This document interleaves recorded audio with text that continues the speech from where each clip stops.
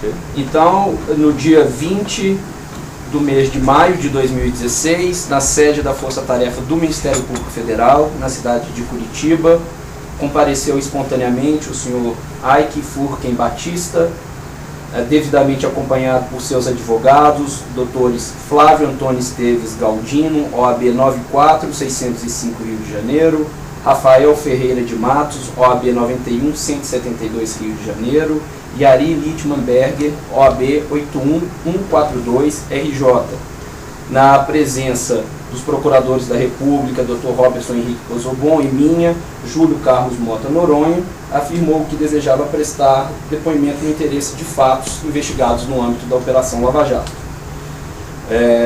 Nós temos a obrigação de dizer ao senhor que o senhor tem o direito de permanecer em silêncio, caso o senhor entenda que exista algum fato que possa incriminá-lo.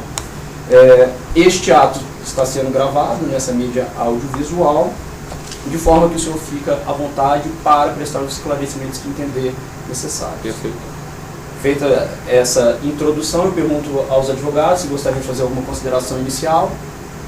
Não, acho que a palavra está... Perfeito, então vamos... Dr. Robertson? Não, na verdade, só colocando de uma forma bem transparente, como nós fomos procurados por seus advogados, né, o senhor falou que teria fatos a relatar, nós deixaremos o senhor relatar e conforme eventualmente for saindo do escopo da Operação Lava Jato, nós faremos pequenas correções de caminho para que a gente faça da forma mais objetiva possível, né, a inquirição. Está perfeito. Perfeito. Doutor Aike, a palavra é sua. Muito obrigado pela atenção de vocês.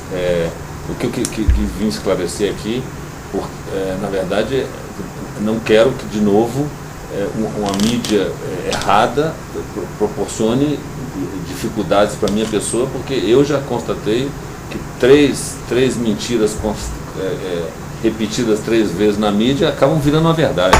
Então, especificamente, como eu observei na mídia o assunto do João Santana em relação da campanha para o problema em relação à campanha da presidente Dilma, do governo, eu contribuí com 5 milhões de reais a essa empresa.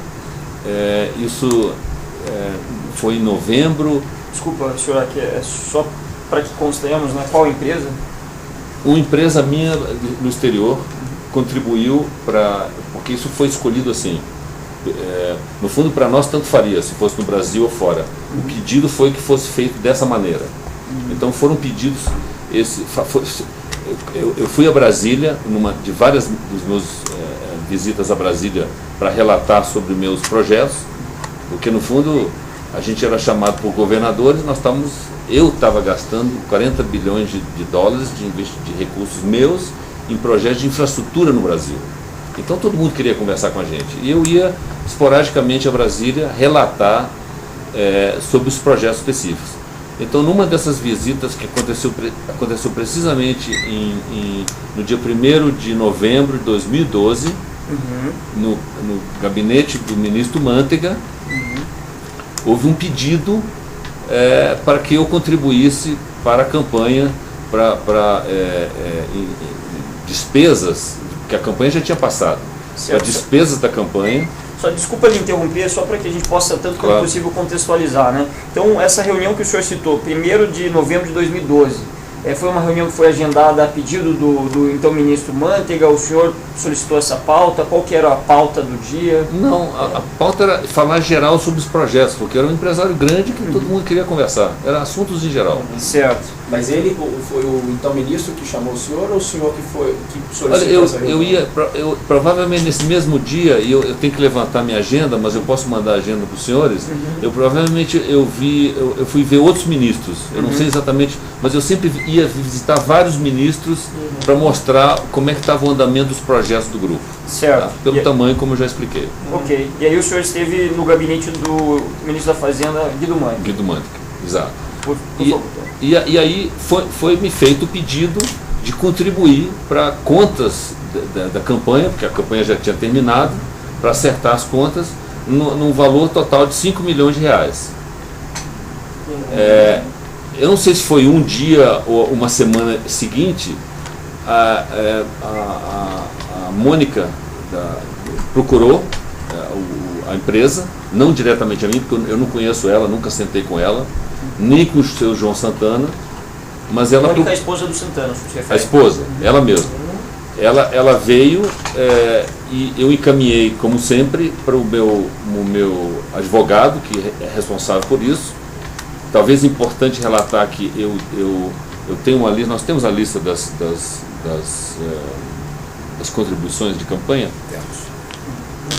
Eu devo ter.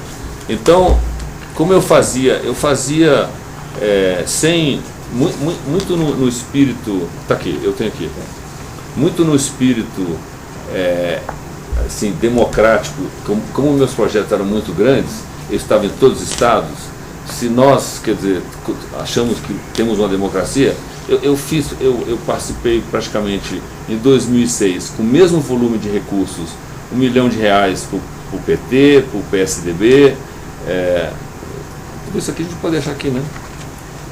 A gente manda. Perfeito, a gente pode, Tá. se o senhor quiser, a gente pode anexar o seu termo depois de... A gente Ok. manda por petição, né? Só para dar uma olhada, quer dizer, eu fazia isso constantemente como um brasileiro que achava, bom, essa é a minha contribuição política, quero que a democracia flua, continua, vamos lá. A operacionalização veio através dessa Mônica, que veio falar com o meu advogado, responsável da área, e que recebeu a simples ordem, implemente da maneira que tem que ser implementado. Então, é óbvio que a gente não ia fazer uma contribuição, simplesmente contribuição, tinha que ser uma prestação de serviço. E foi feita uma prestação de serviço, que aí, o que aconteceu no grupo? Como em 2013, na verdade, quase 6 meses depois desse evento, o grupo entrou numa crise profunda.